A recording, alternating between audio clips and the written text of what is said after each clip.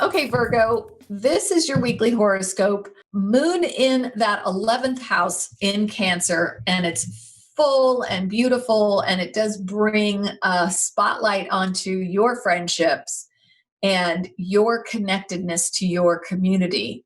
This could also, Virgo, be a moment of realizing what your goals for the year are and how you would like to achieve those. I'm also looking at what Mercury is doing because, Virgo, you're ruled by the planet Mercury. And Mercury for this full moon is opposite the full moon in the fifth house. So you may be looking at, okay, how can I make my goals create room for fun? That fifth house. How can I find room in my life to have fun while also achieving some goals?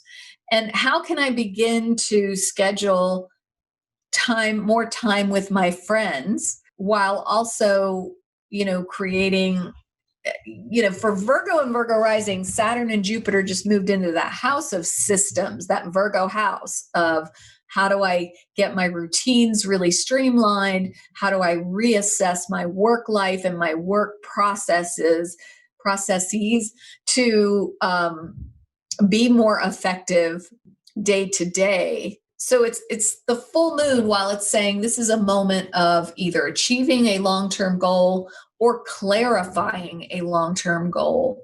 And now looking at now I know what my goal is. Now I have to use Saturn and Jupiter to put in place all of the systems, all of the day-to-day processes that will help me achieve that goal. So for Virgo rising, this does feel like a more of a broader view on your life, like you have a moment to sort of sit with yourself and say, oh, I finally figured out what I need to be doing in 2021. I now see what my goals are going to be.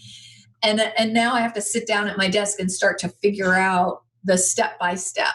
I think that's one of the ways you could use that is to really get some lists that help you organize the step by steps of how you're going to achieve your goal. What else do I want to say about that? Mercury is going to make that nice alignment to Neptune by the time we get to Friday. But let's talk about New Year's Eve for a second. Virgo, you might have a quieter New Year's Eve than the rest of the folks because that moon is going to be in the 12th house for you.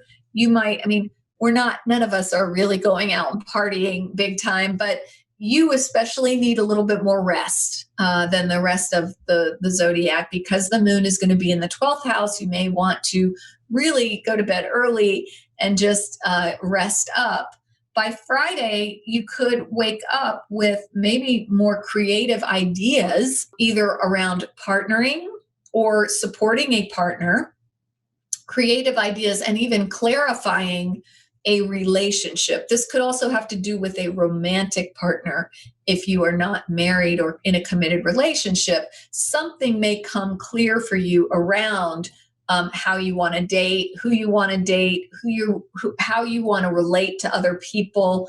Really strong use of that Mercury sextile Neptune. We didn't really talk about Venus being in that bottom of the chart for you and squaring Neptune. There could be something, Virgo and Virgo rising, with a family member that is interfering with a partnership or causing some conflict or motivating some kind of conversations with a partner. And this is a longer term issue, Virgo and Virgo rising, because of the eclipse cycle really activating, I want to say, ancestral karma or family dynamics, family of origin dynamics, and how they are playing a role in your current relationship, long-term relationship. That could be something that comes up in that Wednesday timeframe of this coming week. An ongoing issue reaches a new level of conflict, or a new level of, you may reach a new level of motivation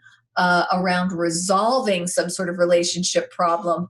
And by Friday, you finally are able to reach some common ground or some sort of clarity around this ongoing issue.